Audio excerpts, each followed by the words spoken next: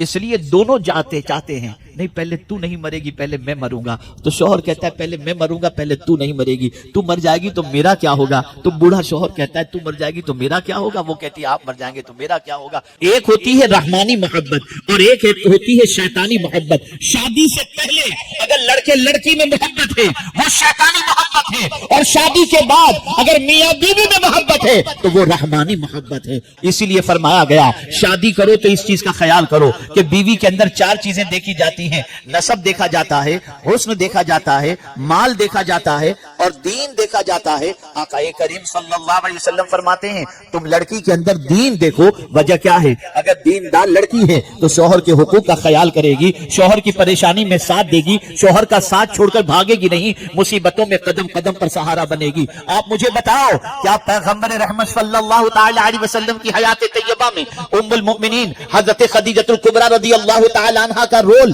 ہمیں سمجھ میں نہیں آ رہا؟ اللہ اکبر! جاتے تھے جواب میں لوگ پتھر برساتے تھے، لیکن گھر تشریف لاتے تھے تو ام المؤمنین حضرت خدیجہ الکبریٰ تسلی کے جملے کہا کرتی تھی، یا رسول اللہ آپ حق پر ہیں، آپ کو غمگین ہونے کی ضرورت نہیں، اللہ آپ کو ضائع نہیں فرمائے گا، آپ مشن کے کام میں لگے رہیے، آپ دین کے کام میں لگے رہیے، آپ لوگوں کو راہ راست پر لانے میں لگے رہیے۔ اللہ اکبر! ایک بیوی اگر صحیح معنوں میں سپورٹر بن جائے تو مرد کی آدھی زندگی درست ہو جایا کرتی ہے، مرد کے ٹینشن ختم ہو جایا کرتے ہیں۔ افسوس کی بات تو یہ ہے کہ آج کے دور کے اندر نہ شوہر بیوی کے حق صحیح طور پر ادا کر رہا ہے اور نہ بیوی شوہر کے حقوق کو صحیح طور پر ادا کر رہی ہے۔ نتیجتاً سچویشن یہ ہے کہ شادی کا بندھن اب پہلے کی طرح سکون کا ذریعہ نہیں، ٹینشن کا سبب بنتا جا رہا ہے۔ العیاذ باللہ! اے رسول اعظم صلی اللہ علیہ وسلم کے دیوانوں، ایک ہوتی ہے رحمانی محبت اور ایک ہوتی ہے شیطانی محبت۔ شادی سے پہلے اگر لڑکے لڑکی میں محبت ہے وہ شیطانی محبت ہے، اور شادی کے بعد اگر میاں بیوی میں محبت ہے تو وہ رحمانی محبت ہے، وہ اللہ محبت پیدا فرماتا ہے۔ اب آپ دیکھیں پروردگار نے فرمایا لِتَسْكُنُوا إِلَيْهَا، تاکہ تم اپنی بیوی کے ذریعے سکون حاصل کرو، اور پھر اس کے بعد پروردگار نے کیا فرمایا؟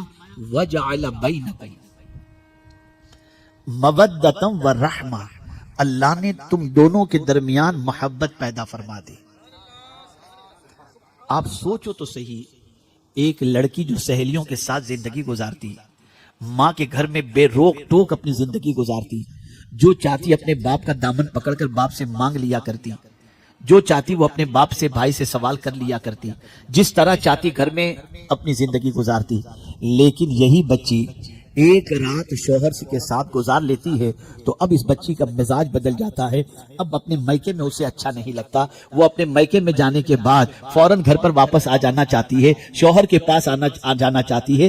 زندگی گزاری 20 سال اپنی ماں کے ساتھ گزارتی ہے، 20 سال اپنے باپ کے ساتھ گزارتی ہے، 20 سال اپنے رشتہ داروں کے ساتھ گزارتی ہے، لیکن جہاں نکاح ہو گیا اور ایک رات شوہر کے ساتھ گزار کر کے کیا آ جاتی ہے؟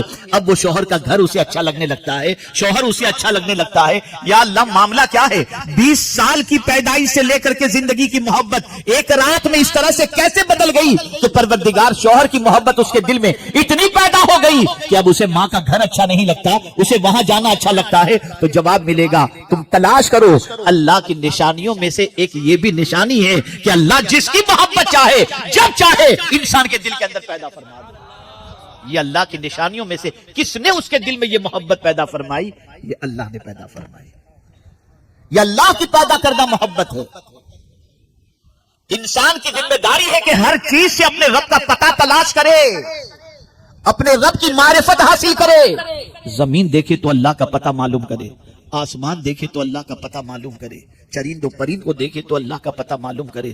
اب تو ایک ہی چیز معلوم کرتے ہیں، مال مال اور مال، باقی کچھ پتہ نہیں، دینے والے کا پتہ ہی نہیں، تلاش ہی نہیں کرتے۔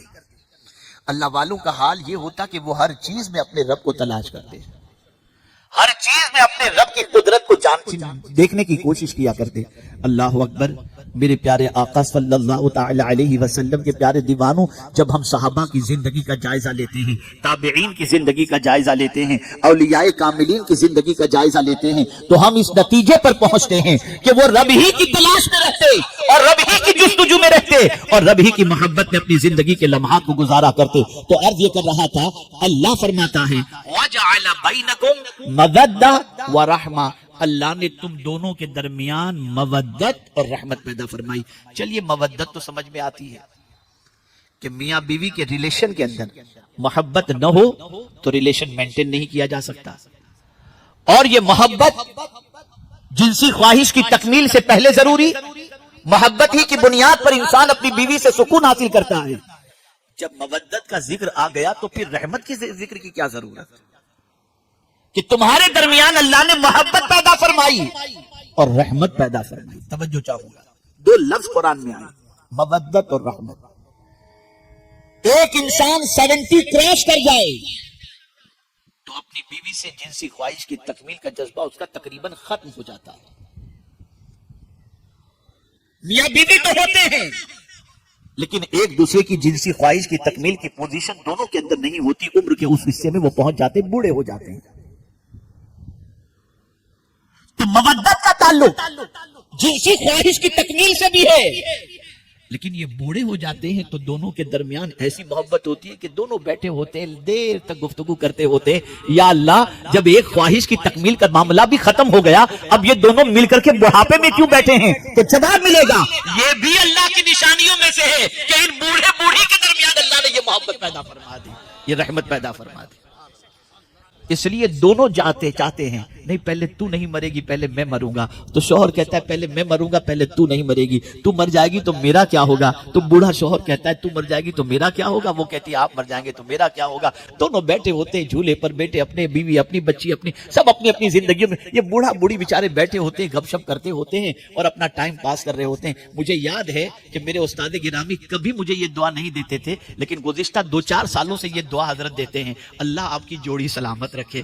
تو مجھے حیرت ہوئی کہ حضرت کو ایک بار میں پوچھ بیٹھا, حضرت یہ جوڑی سلامت رہنے کی دعا کبھی آپ نہیں دیتے تھے, اب آپ دے رہے ہیں. تو حضرت فرماتے ہیں بڑھاپے میں بیٹا شادی کر کے بیوی کو لے کر چلا جاتا ہے, بچیاں شادی کر کے اپنے سسرال چلی جاتی ہیں, یہ بوڑھی ہی تو ہوتی ہے جو بیچاری چائے بنا کر دے دیا کرتی ہے. آپ ذرا سوچو کتنا عظیم رشتہ ہے یہ معمولی رشتہ نہیں ہے. اس رشتے کے اندر کئی نشانیاں پوشیدہ ہیں. اور یہ سوچو یہ محبت کس نے پیدا کی؟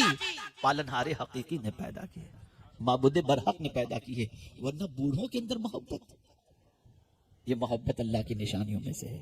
اے رسول اعظم صلی اللہ تعالی علیہ وسلم کے پیارے دیوانوں, اللہ کی معرفت حاصل کرو. زمین دیکھو تو سوچو کہ اس کا پیدا کرنے والا کون ہے. آسمان دیکھو تو سوچو اتنا بڑا آسمان پیدا کرنے والا کون ہے. چاند دیکھو تو سوچو اسے پیدا کرنے والا کون ہے. سورج دیکھو تو سوچو اس کو پیدا کرنے والا کون ہے. پتہ یہ چلا ہم دنیا میں آئے ہی اس لیے ہیں کہ اپنے رب کی تلاش کریں, اپنے معبود کی معرفت حاصل کریں. ہمیں سب کا تو پتہ ہے, رب کا پتہ نہیں.